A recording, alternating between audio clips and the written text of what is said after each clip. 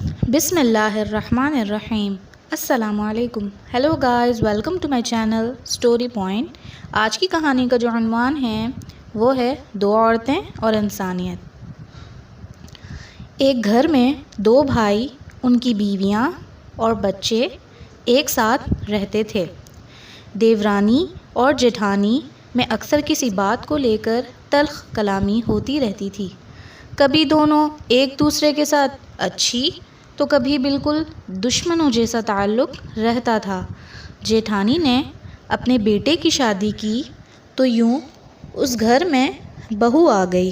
ساس نے بہو کے ساتھ نبھانے کی ہر ممکن کوشش کی، لیکن بہو کا صرف ایک ہی جملہ تھا، میں نے الگ گھر میں رہنا ہے، یا مجھے چھوڑ دو یا پھر اپنی ماں کو چھوڑ دو۔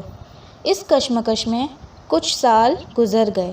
ساس ایک خطرناک بیماری میں مبتلا ہو گئی، یہاں تک کہ وہ اپنے حواس تک کھو بیٹھی، بس اپنے چند قریبی کی شناخت کرنے کے قابل تھیں، باقی کوئی خبر نہ تھی کہ کون کیا لگتا ہے۔ بیماری میں مبتلا ہونے کی وجہ سے اپنا کوئی کام نہیں کر سکتی تھیں۔ ایک ہی بیٹا تھا جو صبح نکلتا اور رات کو گھر واپس آتا۔ واپس آ کر بیٹا ہی اپنی ماں کے کچھ کام کرتا۔ اپنی بیوی کو بہت منت کی مگر دل میں کوئی رحم نہ آیا۔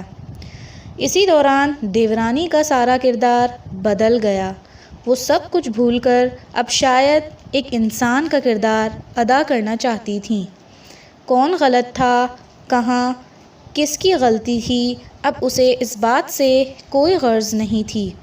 جس کے دل میں خوف خدا ہو یا احساس زندہ ہو، وہ یہ نہیں سوچتے کہ ہمارا فرض ہے یا نہیں۔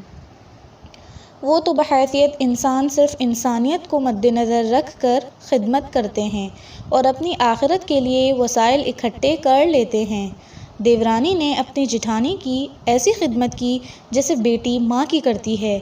اس لیے کھانا بنانا، اسے نہلانا، اس کے کپڑے تبدیل کرنا، بیٹا بھی ذہنی طور پر مطمئن ہو گیا، ورنہ کام کے دوران سارا دن ماں کی فکر رہتی تھی۔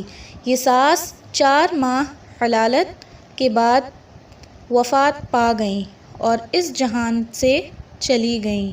دیورانی یوں روئی جیسے اس سے ماں بچھڑ گئی ہو۔ فرض بہو کا نہیں تھا تو یہ دیورانی کا بھی نہیں تھا، مگر انسانیت جس میں زندہ ہو وہی لوگ بڑے ظرف کے مالک ہوتے ہیں۔ دنیا جی لگانے کی جگہ نہیں ہے، یہ عبرت کی جا ہے، تماشا نہیں ہے۔ بات تو ساری احساس کی ہے۔ اگر کہانی اچھی لگے تو پلیز چینل سبسکرائب کریں اور بیل آئیکن کو پریس کریں تاکہ ہماری تمام آنے والی نئی ویڈیوز بآسانی آپ تک پہنچ سکیں۔